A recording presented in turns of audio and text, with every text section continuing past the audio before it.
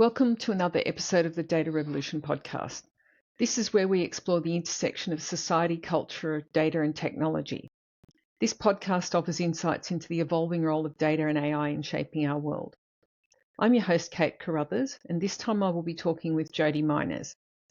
She is a technology generalist who helps small businesses by building bespoke systems to support their business. But one thing she also specialises in is cybersecurity, and this is a key part of the systems that a small business needs. She helps them to make cybersecurity as much a part of their business as sending an invoice or creating a new project. Welcome, Jodie. It's great to have you on the podcast. Thank you, Kate. I've wanted to be on this podcast for so long. Well, I'm really excited about this topic because this is a small business kind of topic and it's a cyber topic, and that's a bit different to what we've had on so far. So why don't you explain what we're going to have a chat about? So we're chatting about the SMB 1001, a standard for small businesses in cybersecurity. So it's really quite cool. Well, why don't you unpack that a bit for the listeners, because not everybody's as interested in cybersecurity as I am. Yeah, so we've previously had things like you've got the Essential 8, which is what the government says that every business should do. But it's a really difficult thing for small businesses to attain. So some really clever folks in Queensland have got together and produced a standard of which small businesses can go through all of the steps and then assess themselves against each one of the controls and the prerequisites in the standard, and then get a certification at the end to say they are bronze level, silver level, or gold level, or even higher. But those three levels, the director of a business can self-attest and sign a document to say, we're doing this in our business, so therefore we've got this level of cybersecurity for our business. That's good. And it actually sounds as if it is actually achievable by small business, because I'm really conscious that when talking about the Essential 8, even at a really large research university, we weren't able to do the Essential 8, not all of them anyway. Yeah.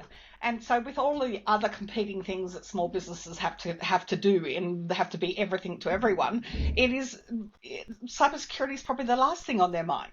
But we need to get to cybersecurity in the mind of small businesses and getting them acting on that. So this framework gives them the step-by-step, like they don't know where to start. So this framework gives them that step-by-step thing that they can do to actually get to the level that they need to. And that's probably the hardest thing, because if you just think about a small business, and I've run a small business, you've run a small business, you're a one person does everything. So you're the cybersecurity, you're the finance department, you're the sales department, you're everything. And understanding what you need to do to protect your business's data is kind of a black box for many people. Yeah. So do you want to run through what the key steps are? Yeah, certainly. So, as I said, there's three levels before the small businesses can self-attest to. There are two levels that are higher that are externally audited. So the whole thing is about getting you on a path to where you might want to get to ISO 27001 standard, which is ensuring you have good IT systems in place. But for the gold, silver, and bronze, I've got gold, and so I'd like to talk about gold. Mm-hmm. So things in that, like having a password manager, having a firewall, having making sure you do secure document destruction, making sure that you've got a privacy policy, and you've got a cybersecurity policy, and you've got an incident response plan, and everything there in all of those steps is 26 controls or 26 steps that you have to follow, and you have to prove to yourself where you sign this document that you have done these steps. So for me, it was, okay, I've done most of them. but I hadn't done, I needed to get my backups more comprehensive across all of my systems. I didn't have my Gmail backed up, so my Google Workspace. So now I've got my Google Workspace backed up. For me, I needed to ensure that I wasn't logged into my computer as an admin and wasn't logged into my Google as an admin. So I've now got Google as a regular user, and that's what I log into, but I don't have administrative controls on that account, so I have to log in as a separate account for admin. So there's just all these really good, really sensible, pretty easy to attain controls for the small business to do. And can you just outline what are kind of some of the benefits to a business from doing this? Like, just self-attesting is not very interesting, but there's my dog running across the background. But some of the benefits that will improve data protection for the business. Yeah. So anything that you do, like multi-factor authentication, is a really key thing for any business systems that you have. So you take, for example, your Google account, your Outlook account, to ensure you've got multi-factor authentication on it, so that if it is accessed externally, there is at least a prompt that you'll get to say, hey, I didn't actually authorize that, and say no when the prompt comes up. So that's one good way of protecting your data. And one of the things about the SMB 1001 is it's probably going to become, the push is to get it to become as part of your supply chain risk for a larger business who works with small businesses to have to work with their data. Like, I work with larger businesses and I worked with their data. So it's ensuring that their contractors have this SMB 1001, so they know that they've got at least a basic level of security so that their data is protected. So I think we'll see a lot more now that larger businesses will say, okay, to contract with us, you need to get the SMB 1001. And the thing is, it's not just an Australian standard, it is a global standard. So there are, rolled out now in Australia, New Zealand, and it's heading towards the UK and the US, and of course, and some of the Pacific nations also taking it on at the moment.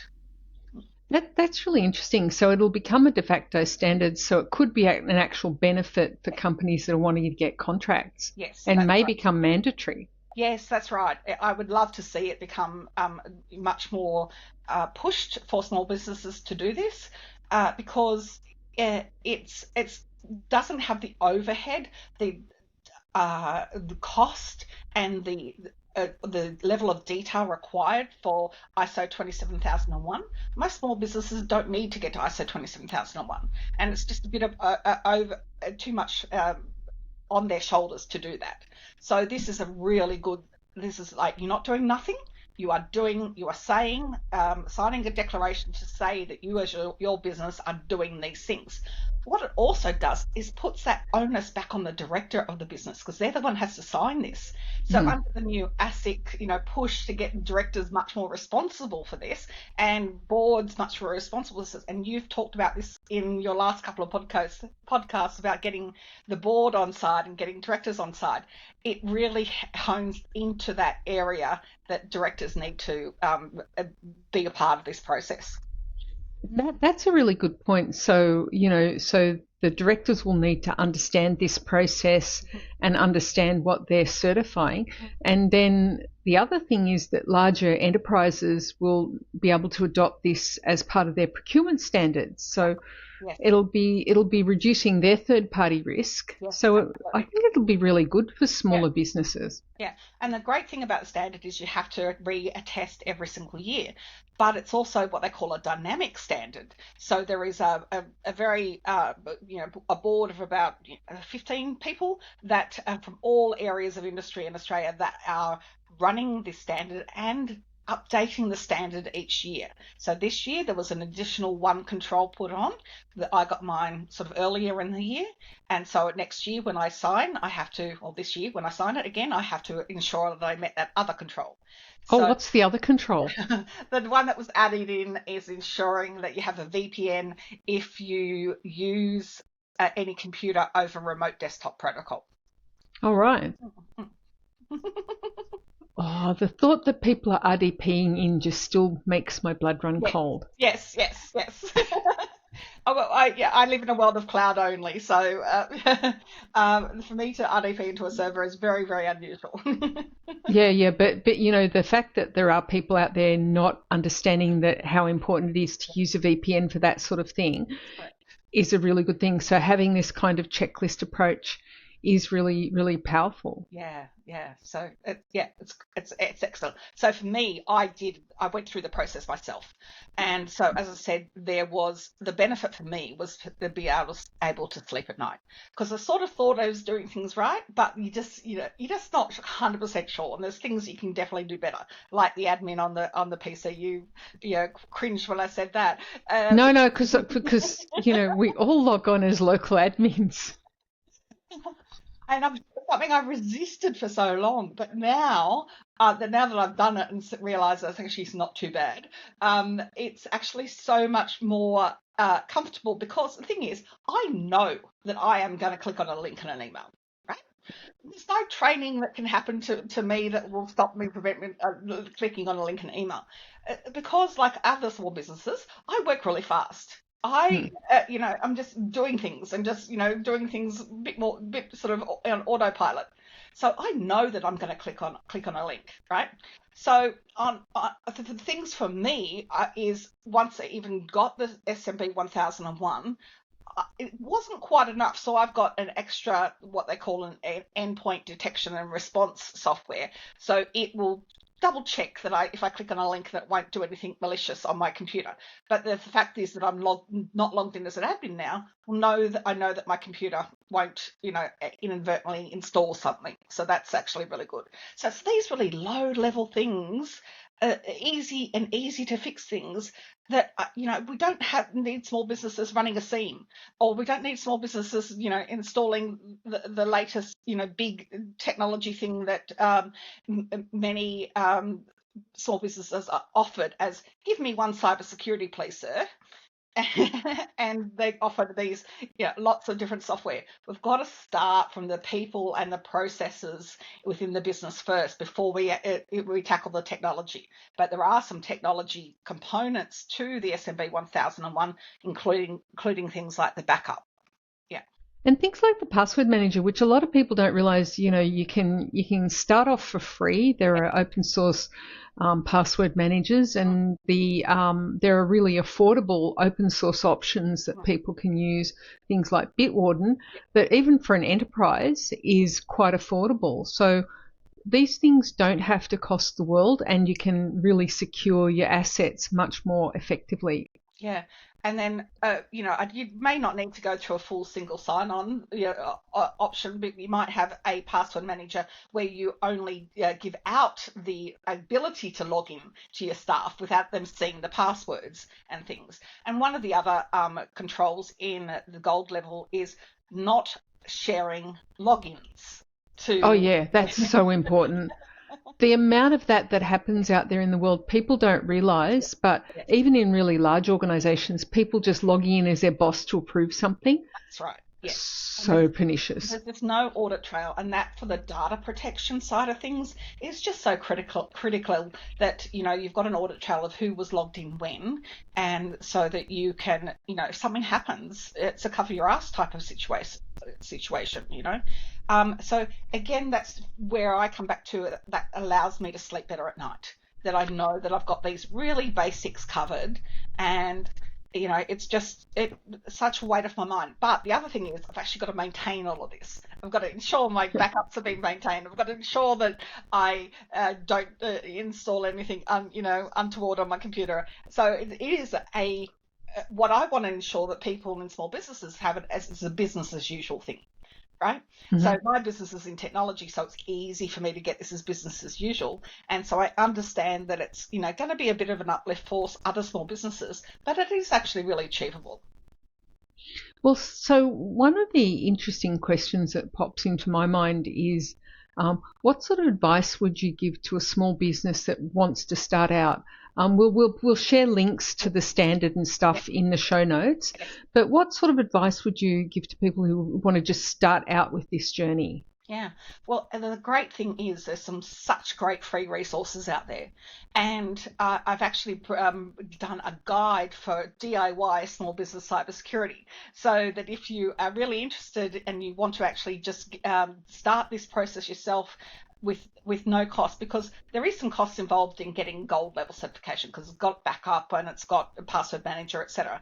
But to get the bronze level, the very first basic thing to say you're on this journey, there's really no costs involved. One of the things is you have to have a trusted advisor for your organization, like someone who knows something about IT. So this is, not your uncle's brother's son's, thing who is who is a bit cluey with technology, who set up your FPOS machine. This is actually having someone who can guide you through, and that can be something like me, or it can be an MSP, or any of your regular IT providers. In having that, then we just want to make it as simple as possible. So the in my guide for DIY, there is great government resources through the Australian Cybersecurity Centre, where they've really got a whole section focused on small business, and it's excellent resources. Then there's the ID Care, which is a program that is now government funded, where a small business can sort of do a questionnaire and then get an hour with a cybersecurity expert to let them know what are the things that they need to be doing in their business. Now, even for a business like mine, they told me things that you could possibly be doing to really enhance my cybersecurity. So they're really and you're even working in the cybersecurity space. So if it even helped you with your small business. Yeah, so that's a great free resource. It was a great, excellent resource, and the fact that it's free and just gives you that comfort that you're on the right track and that you've got it. And then there's some excellent training that is also free and also government funded. It's through COSBOA, the Council of Small Businesses Australia, and it's called Cyber Wardens. So of course, one of the key features and one of the controls of the SMB is to have training for all of your staff. So the training is not it's not something you have to buy, not something you have to go out there and sign up to a plan that you get people to giving you emails every month to say watch this 5-minute training. There is this free tool that really helps small businesses just getting over the basics. It's pretty basic training, but it's just really helps with those basics. Well, so many small business people, they've never had training, their staff have never had training, so that will make a real difference. Yes. And, you mentioned the Australian Cybersecurity Centre. They've really stepped up their efforts to start to reach out to, they used to basically deal with the big end of town. Now they're reaching out to small business, which is really pleasing to see. And also even individuals, because even part of this small business stuff is your individual security, because so many small business and even larger businesses, but so many people are working from home. So what about your home network? How are there any teenagers coming and playing Minecraft in your home and plugging things into your Wi-Fi? So we've got to also, as a small business owner, we've also got to think about where our staff are, what their home stuff is. So there's excellent resources on personal security on that, and there's excellent resources for small business. And the thing is, they've got, if there's anything that you don't understand after reading those resources from the Australian Cybersecurity Centre, then come and talk to someone like me. And just don't let that be a thing that stops you from doing anything because you say, I don't understand, it's all too hard, right? So there are people there that can help. Like we can work out a program to do a guided help you through this process. So you've got do it yourself, or come and get some help and do a guided process. I think one of the really important things for people to understand is the option to just do nothing now has gone away. Yes. Because everybody is vulnerable. And it used to be, you'd be in your shop, running your small business in your shop.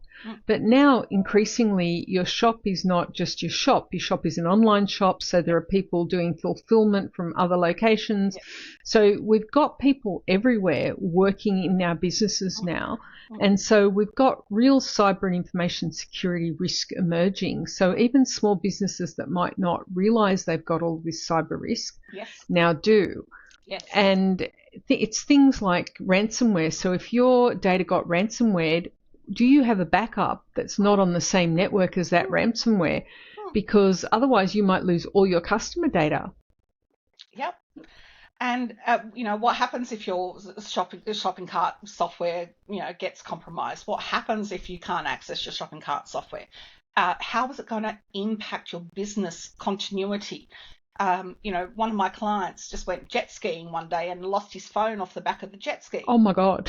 And then he couldn't make payroll that week because his MFA codes for his bank were on his phone only. So we've got to think about all of these things that may happen. If you live in Brisbane or Queensland at the moment, you know about the risk, right? Because you've got a big cyclone coming down on you. So it's exactly like that. Like 5 years ago, we would never have thought that a major cyclone could cross over, Brisbane and the Gold Coast, but it's there now. Okay, so we think about the way cybersecurity was a few years ago. You'd have this thought that, look, I'm too small. No one wants to get my stuff, or a security through obscurity, and we just can't do that anymore. And the thing is that it's not a huge cost. It's not a huge technical uplift. There are some just really basic, simple things that you can do that will become business as usual. Yeah, and need to become business as usual. So, yes. I do encourage people, go and get password managers. I was literally talking to a friend the other day and they had written down the password wrong and they pulled out a paper book and I'm like, no, please don't do that. Look, a paper book is fine. My mum had things written down on a paper book because she had dementia. Now that's fine for that thing because, the risk is low, right? But not for your business systems that holds your client data. Yeah. Yeah. And, like the example of that guy that lost his phone, in your password manager, you can save your backup codes. Yes, that's right. Yes. So that if you've lost your phone, you can just log on another device, use one of your backup codes to approve payroll. Yes. Do you know that I completely dropped and shattered my phone whilst I was at the Tate Modern Museum in London, visiting there one day. And funnily enough, I happened to have my backup phone in my bag. So I had no password manager, no ticket to get back on the train, no nothing. And so I just had to sit there at the Tate Modern sort of resetting up my all of my passwords and access on my backup phone. Yeah, and trying to do that from scratch imagine doing that for your business. That would be very stressful. Exactly. So like the business continuity part of it is just so important, just like every single aspect of your business. What happens if you can't do it, So even to the point of I have my will set up. So what happens when I die and my business gets wound down? People don't like to think about this, but it's so important because you can't leave anyone else just to sort of like fuddle their way through and find out, where's the password to the email server in the back shed. It's it's really important. Yeah, and that's something people might not have joined up from. We're talking about a security standard, a cybersecurity standard, but it really does have real implications for business continuity. Yeah. So all of those practices like backups offsite and stuff will be really helpful for the people in Brisbane who may well be flooded, or the people in poor old Lismore who may be underwater tomorrow. Yes. Yeah. And something like that, that's sort of where we are confronted with that. Like my sister had a tree fall down last night on the Gold Coast. It was big enough to fall on the house. It happened to fall the other way. So it's just that understanding that risk. And so she said she's gone around today and said she's done a risk assessment on the house and all the other trees, and she should be right. So it's understanding that level of risk that we've got, right? And those levels of risks have risen, whether it be from climate change, whether it be from any form of cyber incident that may happen. And the thing is, like, I listened to a podcast recently, and it was this hacker guy, and he was just saying about it doesn't matter. The thing I got back from it was it doesn't matter. You're just in the way of this hacker trying to get to this other dude. You might be a golf buddy, you might be a hairdresser or something of this person that they're trying to get to, and you're just in the way. So you'll be taken over and you will be compromised, and they don't care about you. You are of no consequence to them. Or the people doing, just spraying out passwords that have been compromised and trying to take over anything they get a hit on. So it's not about you. You don't matter, right? Yeah. So you've got to be ahead of the game in this. You've got to be part of this process now. I think you just touched on a really important point, because it's not personal. Like these people, the people that do these attacks, they used to rob banks because that was the easy thing for them to do. Now they can sit in their jammies in their mother's basement and just do drive-bys of, stealing passwords, trying them. And if you don't have things like multi-factor authentication turned on, you've got no protection against them. Yeah. And it's not personal. They just want their money or the next target that they're trying to get. So you said the very first thing, one of the things should be a password manager. For me, the very first thing is multi-factor authentication. But actually, even before you can do multi-factor authentication, you've got to know about your data. You've got to know what data is. And it's like, this is just saying exactly. Data governance, yay! What you say on your podcast all of the time. So we've just got to bring it back to data all the time. I'm sorry, I can't say data. Sorry. You say data. Yes. I say data. Anyway, I've just spent too much time working for American corporations, I think. I've been brainwashed. But no, I'm delighted to hear data governance get a Guernsey, because it's so fundamental to this whole project, and it's a big scary term, but it just means knowing your data. Yeah, it just means knowing where your data is, knowing what applications you're using, and knowing, like, it could be something as simple as you've created a beautiful presentation to the board in Canva, and it's got all of your secrets for what's coming up in the next few years, or in Google Slides or something like that. So it's not only your customer's name, address, phone number, email that was just hacked in every single breach that's been happened recently. It's not only that, it is, your business secrets, your business plans, anything that can affect your business continuity that could be a problem. So, and we just spin up so many apps. I'm bad at this. I do this. We spin up so many apps and tried so many apps.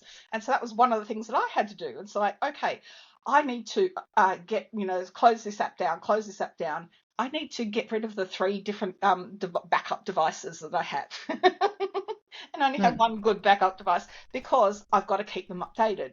So I've got to make sure I log into the backup device very often and make sure that it's updated and have auto updates turned on. Testing your backups. So I got caught one time when I was an IT manager, and we lost every Exchange server around the country in every state. And when I went back to the backups, the earliest backup we could get was 6 months old, because the guy that was doing the backups wasn't testing them. And that I was pretty new at that job, and it was just like, give me a reason why I shouldn't fire you. And he said, I haven't got one. So he got fired. But it was literally the first time I was like, what do you mean you weren't testing the backups? Why didn't you check that they were working? And, for a small business, that's a really sort of, hard thing to do. That it's like, okay, I've got to reliably have backups. So for me, it's like I would get onto my backup system and at least download a few things occasionally. I wouldn't test to do a full restore. No. You just need to see if you can get stuff out of it. Get stuff out of it, yeah. And, the thing is, people, especially small businesses, rely on the email so much. So having your email backed up is just so important. And I just think there's a sort of misconception out there that if you've got a cloud server, it's backed up. Now, the thing is, it's backed up from their point of view. So if they fall down, that they can restore your data to some point. But it's not backed up from your point of view. If you do something with your data, if you delete your data, if you have your end compromised and your data is missing, it's not backed up from your point of view. So you've got to have a backup, even though it's a cloud software. Yeah, and some people have like a decade's worth of emails in there that they rely on to run their business. So that's a really important point. Yeah, absolutely. So, yeah, and for me, it's sort of paying that, it's only about $150 a year, but paying the extra bit of money to have that that backup as software on my Gmail, my Google Workspace, on my my CRM system, on my other things, that was just really important for me. Yeah. Many years ago, I worked in government, and we did some business continuity planning. And one of the things we realised was that our core system wasn't our most important system. The system we needed brought up overnight, if we lost it, was email. Because we would send out one big billing run a year, and then people would pay us. And so the thing that we needed to be able to do was communicate with people. And if we didn't have email, we couldn't keep that money flowing in. So that was a really big eye-opener, and nobody in the organisation wanted to believe us. They were like, oh, we surely need this core system brought up. And they were like, what you mean email? And I was like, no, if the core system goes down the day we're sending out the invoices once a year, we need it. But apart from that, we need email. Yeah, it's like at the Gold Coast at the moment, the NBN's down. Oh, right. The NBN is meant to have your backup batteries and things like that, but it's not a power issue. So is it underwater? I don't know. So it's just like, I think, again, these are the questions asked after the Lismore issues. We need to ask these questions again because, that was one thing, how do people make phone calls if the NBN's down? So yeah. Well, some really interesting questions. Yes, but right. Thank you, Jodie. This was a really helpful session, and first one for our small business community. So I hope people will find it helpful. Thanks for being here. No problem. Thank you.